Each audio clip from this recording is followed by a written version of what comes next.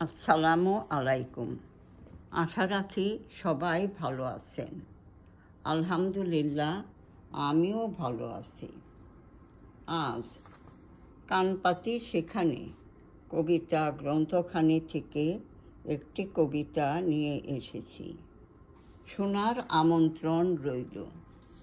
কবিতাখানির নাম আমার দেশ।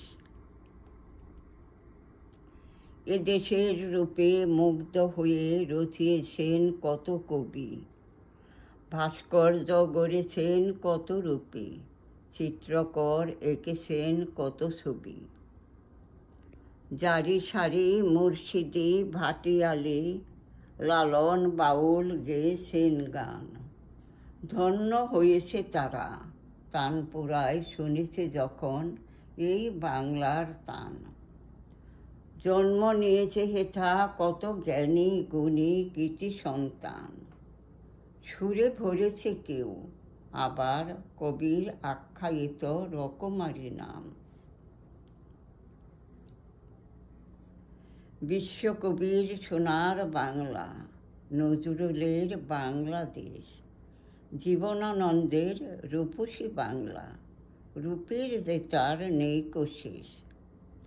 কবি দেখেছেন মাঠে সোনার ধান, সোনালি আঁশ, সোনা ফলানো মাটি, সোনা মোড়ানো দেশখানি যে সোনার চেয়েও অনেক খাঁটি।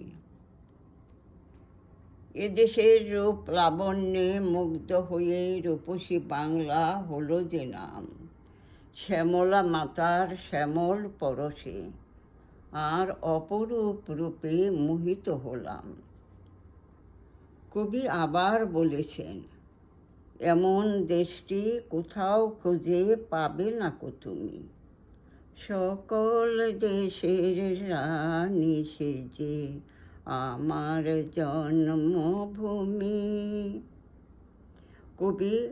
কবির সঙ্গে আমিও বলতে চাই, ফসলের আঁকাবাঁকা মেঠো পথ ধরে গ্রাম থেকে গ্রামে দূরে বহু দূরে, বন বনান্তর নীল নীলান্তর মাটির গহ্বরে, পাহাড় পর্বত আকাশ জমিন সাগরের অভ্যন্তরে, বৃক্ষ তরুলতা তরু ছায়া মেঘমাল্লা সাগর নদী, ফুল ফল পশু পাখি চাঁদ সূর্য, ফসলের মাঠ আবাদি অনাবাদি।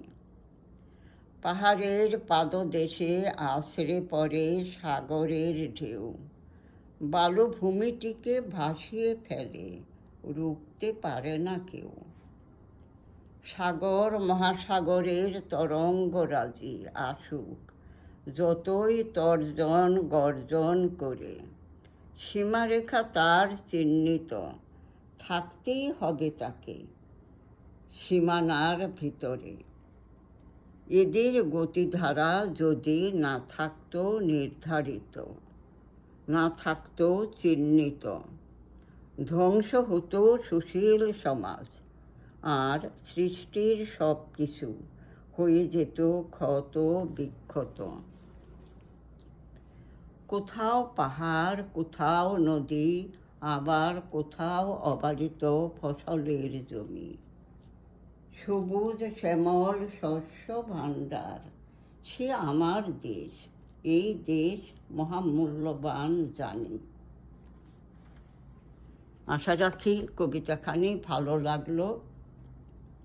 ভালো থাকুন, সুস্থ থাকুন। আবার ইনশাল্লাহ আসবো নতুন আরেকটি নিয়ে। আল্লাহ হাফিজ।